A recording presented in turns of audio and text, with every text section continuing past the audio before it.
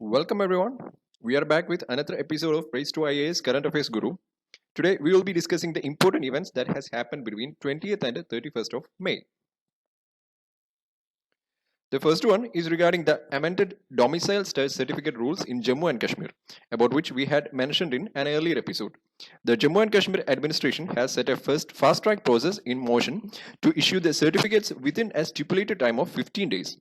Under the amended rules, eligible non-locals can also apply for the certificates.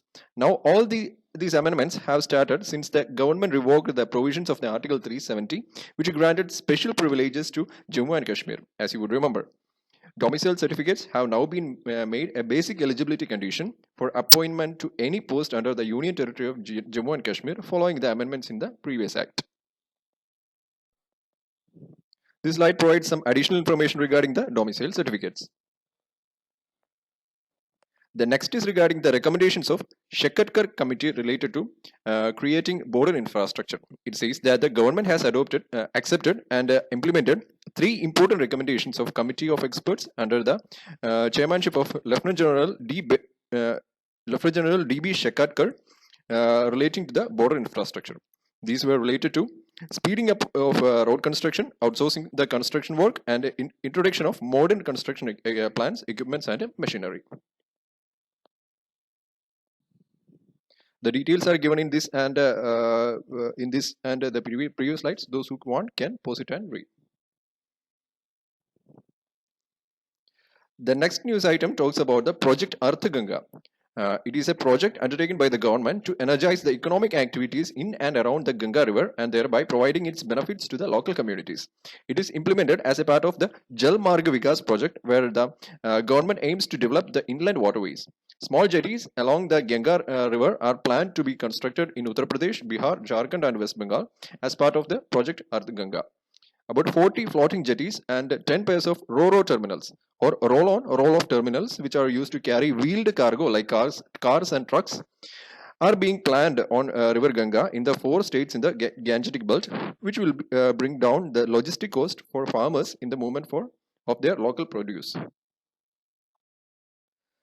This slide also provides some information regarding the Jal Marg Vikas project, which is being assisted financially by the World Bank.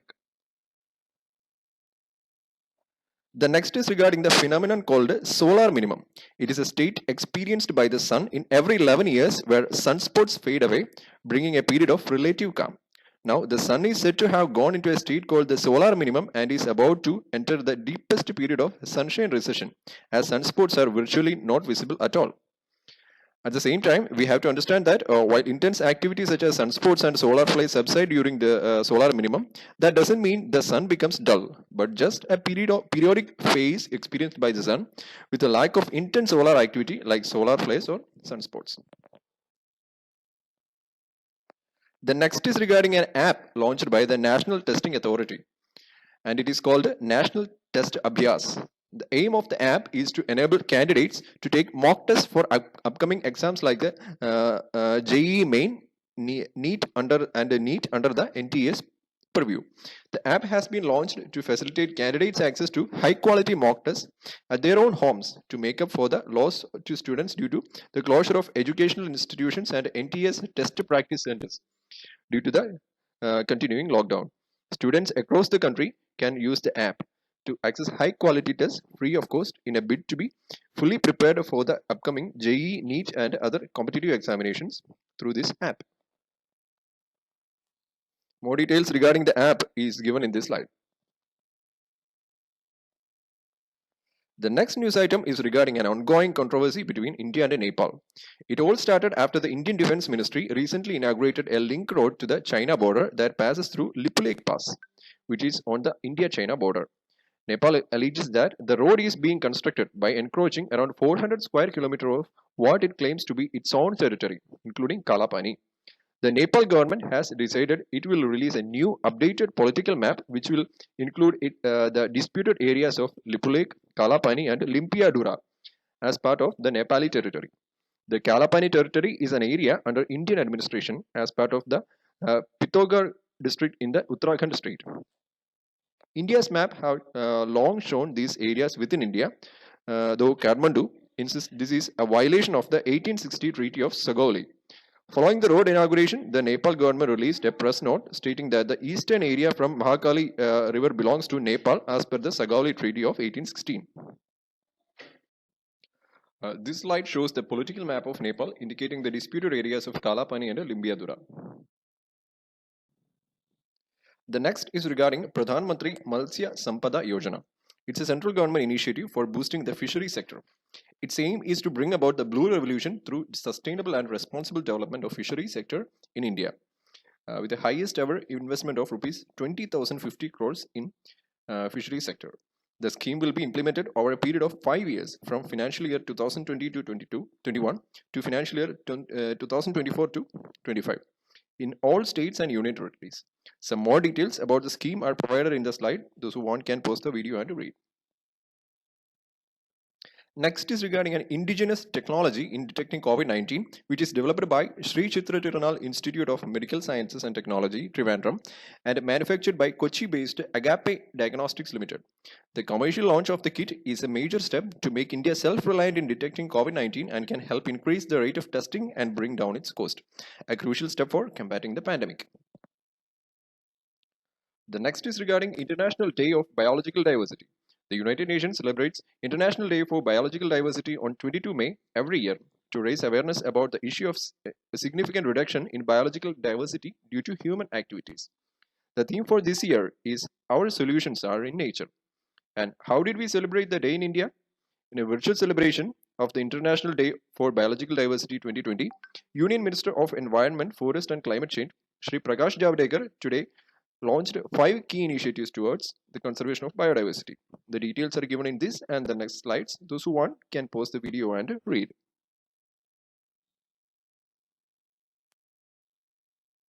The next news item is that the Health Minister Harshvardhan has taken charge as Executive Board Chairman at World Health Organization. Now, WHO's Executive Board comprises of 34 members elected for 3-year terms. The chair of the executive board is elected by its members on being nominated by the regional committees of the 6 WHO regions by rotation. The chairman's post is held by rotation for 1 year among regional groups. The main functions of the board are to implement the decisions and policies of the Health Assembly and advise and facilitate its work. The next is regarding 9 additional measures announced by RBI for strengthening the economy, which is suffering under the impacts of COVID-19 pandemic and the nationwide lockdown. The measures include reduction in key policy rate, reverse repo rate and MSF, measures to improve the functioning of markets, which include refinancing of or providing with the cash to SIDBI so that it can provide cheap loans to small entrepreneurs and businessmen, measures to support exports and imports like availing bank loans for higher period for exporters and importers, and measures to ease financial stress. The measures taken are detailedly given in the slide, and you can read from there.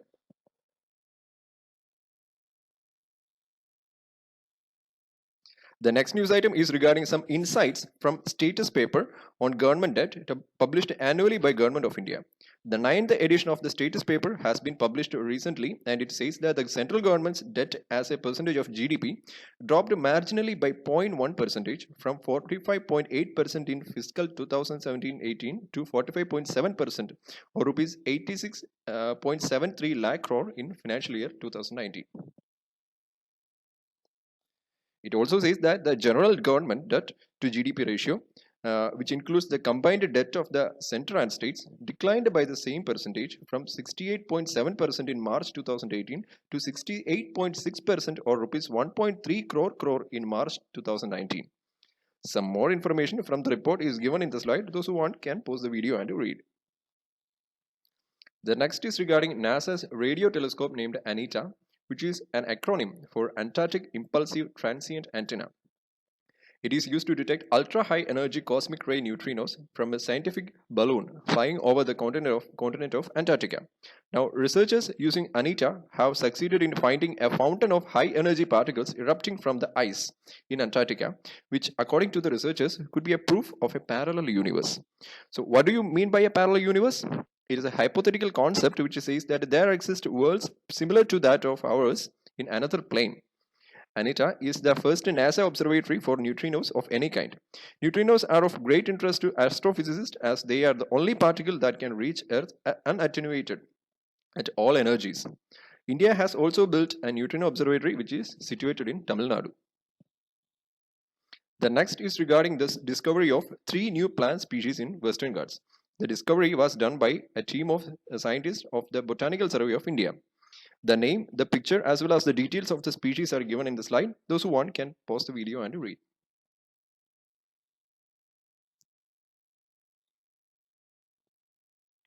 Next is regarding the protocol on inland water transit and trade between India and Bangladesh. The protocol was first signed in 1972, immediately after the independence of Bangladesh, and is a reflection of shared history and friendship between the two countries. It was last renewed in 2015 for 5 years with a provision for its automatic renewal for a further period of 5 years, giving long-term assurance to various stakeholders. And now, the second addendum to the protocol was signed at Dhaka on 20th May 2020. Under this protocol, inland vessels of both the countries can ply on the designated protocol route and dock at ports of call in each country, which are notified for loading or unloading the cargo. The Indian transit cargo is mainly coal, fly ash for power projectors in northeast region. The other potential cargo for movement is fertilizers, cement, food grains, agriculture products, containerized cargo, etc. Next is regarding Rajiv Gandhi Kisan Nyaya scheme launched by Chhattisgarh government to provide direct cash benefits to farmers. It aims to transfer rupees 1,500 crore into the accounts of more than 18,000 farmers. This was the first installment of a rupees 5,750 crore scheme meant to benefit farmers sowing 14 types of crops. The scheme would cover rice, maize, and sugarcane farmers to begin with, and would expand to other crops later. Rice and maize farmers would get rupees 10,000 an acre, while sugarcane farmers would get rupees 13,000 per acre. The money would be distributed in 4 installments. Next is regarding Rajesh Bhushan Committee constituted by the Ministry of Health and Family Welfare to reform the drug regulatory system in the country. The committee comprises of 11 members, including the senior health officials, scientists, and representatives of the pharmaceutical industry, and is headed by Rajesh Bhushan, officer on special duty to the Union Health Minister. The committee will submit its report within a period of 1 month from the date of its formation. The next news item says that the Mizoram cabinet grants industry status to sports. This move is expected to attract more investments, generate employment, and increase value of the sector. Giving the industry status to sports would also ensure sustainability, proper registration, as well as management of sports. With this move, the sports and its infrastructure will be eligible to avail the facility of subsidy, loan, and assistance from private and government sources. The next is regarding the sad demise of the Indian hockey legend Balbir Singh Dosanjh. He was a part of the 3-time Olympic gold medal winning Indian hockey team, that is in London Olympics of 1948, Helsinki Olympics of 1952, and Melbourne Olympics of 1956. He was the only Indian among 16 legends who were chosen by the International Olympic Committee across modern Olympic history. He also has an unbeaten record of scoring the most goals by an individual in the men's hockey final of the Olympics under his name. Next is regarding China's Mars mission, Tianwen-1. In July, the country will launch its first Mars mission, the Tianwen-1, which is expected to land on the red planet's surface in the first quarter of 2021. The success of the mission will make China the third country to achieve a Mars landing after the USSR and the United States. Tianwen-1, an all-in-one orbiter, lander, and rover, will search the Martian surface for water and ice, investigate soil characteristics, and study the atmosphere, among completing other objectives. As a part of the Air and Space magazine, the Chinese mission will be the first to place a ground-penetrating radar on the Martian surface, which will be able to study local geology as well as rock, ice, and dirt distribution. This slide provides some more details regarding the Chinese mission and previous Mars missions by other countries, including India's Mangalyaan. The next is regarding the recent sighting of huge swarms of locusts in urban areas of India. The desert locust that has invaded India now is a short-horned grasshopper. They are pretty much harmless when they are growing or solitary, but these locusts undergo a behavioral change when their population builds up rapidly.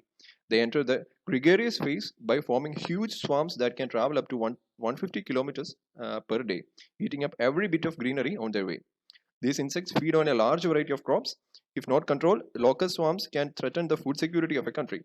At present, the countries in the Horn of Africa, such as Ethiopia and Somalia, are witnessing one of the worst locust attacks in the last 25 years. In India, locusts are normally sighted during the July-October along the Pakistan border. But this year, the first sightings of small groups were reported very early, that is on April 11. The reason for their early arrival can be traced back to the cyclonic storms Mekunu and Luban that had struck Oman and Yemen respectively in 2018. This turned large desert tracts into lakes, facilitating locust breeding that continued through 2019. So, what are the implications of these locust swarms on India?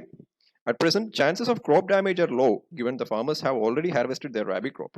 The biggest problem will come once the present swarms breed. If left uncontrolled, a swarm can grow exponentially to 40 to 80 million locusts per square kilometer. The locusts will start laying eggs after the monsoon starts and continue breeding for 2 more months, with the newer generations rising during the growth phase of the kharif crop and can cause serious damage to them. Next is regarding a drug trial exercise undertaken by Glenmark Pharmaceuticals to test the combined efficiency of two antiviral drugs, which are favipiravir and umifenovir, as a potential COVID-19 treatment strategy. The new combination clinical trial will be called FAITH trials as per the company.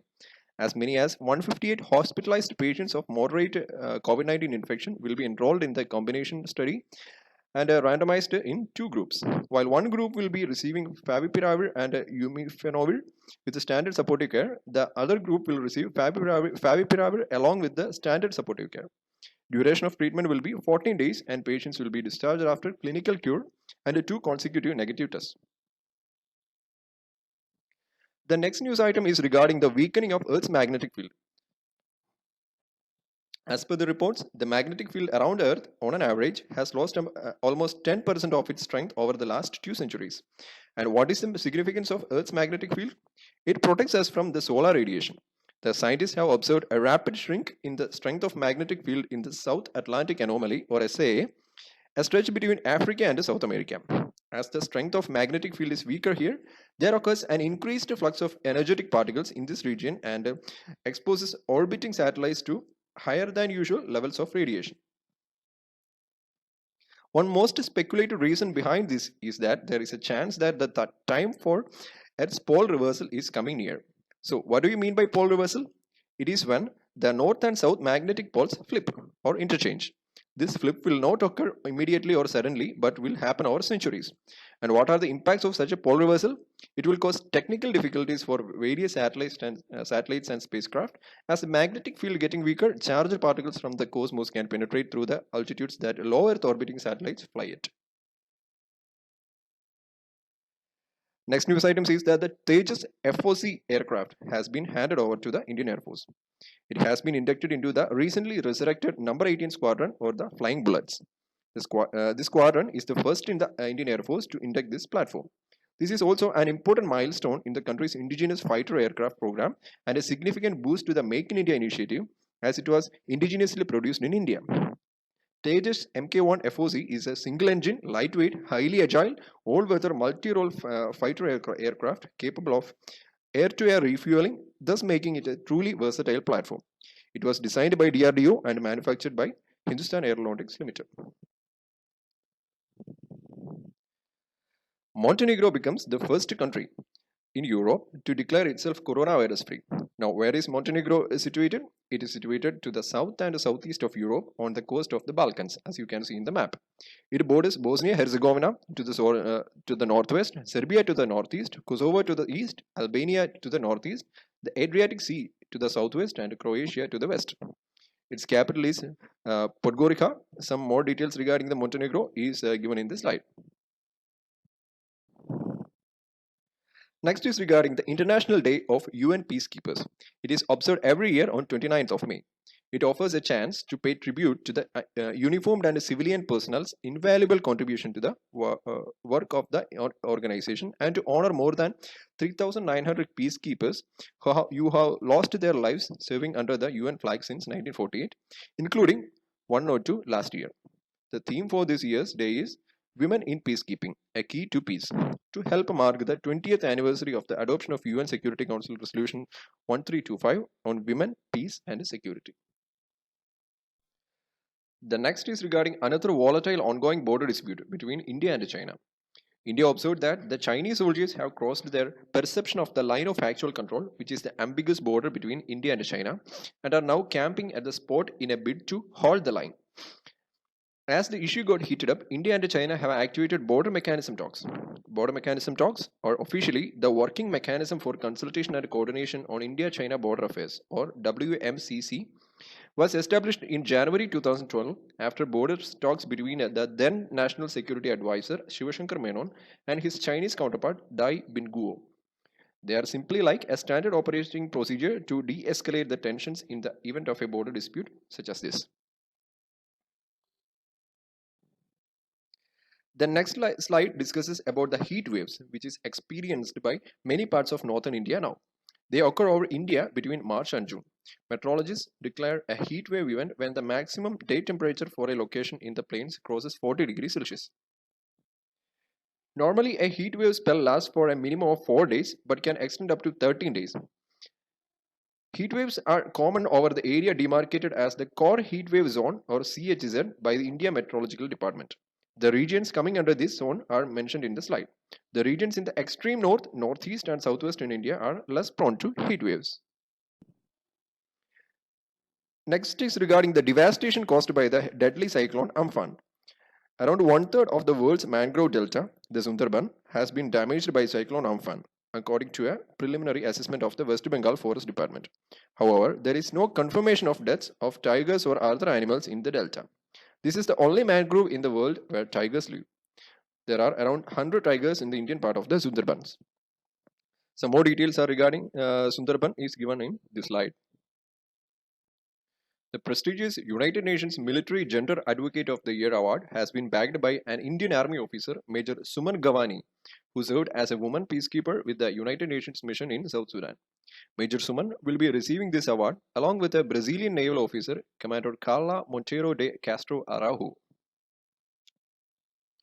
You all must have noticed the news regarding the ongoing protest in Hong Kong against China demanding freedom. In this slide, we will discuss the importance of Hong Kong to China. Hong Kong is one of the world's most open economies and one of the biggest channels for equity and debt financing, and China exercises heavy capital controls over Hong Kong. Thus, we can conclude that China wants Hong Kong as it is, mainly for economic reasons.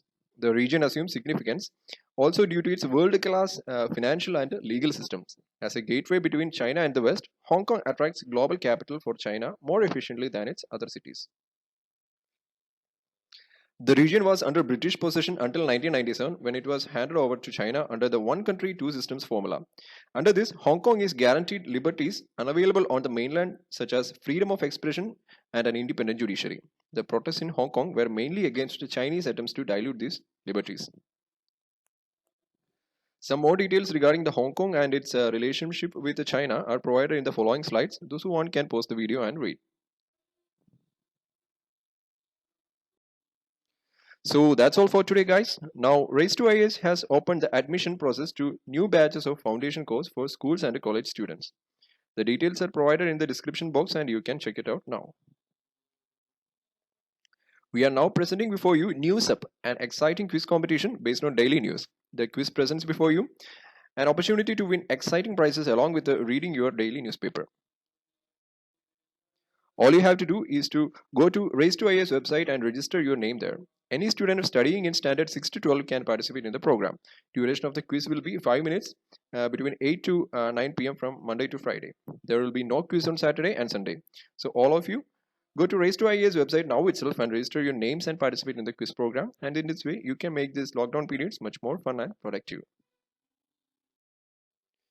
Don't forget to hit the like, share and subscribe buttons if you haven't already. You can also follow us on Facebook, Instagram, Twitter, TikTok and Hello to get our regular updates. The links are provided in the description box below. Also, download our Junior IAS app from Play Store for daily current affairs, mock tests and quizzes. We'll meet again next week. Until then, stay safe guys. Goodbye.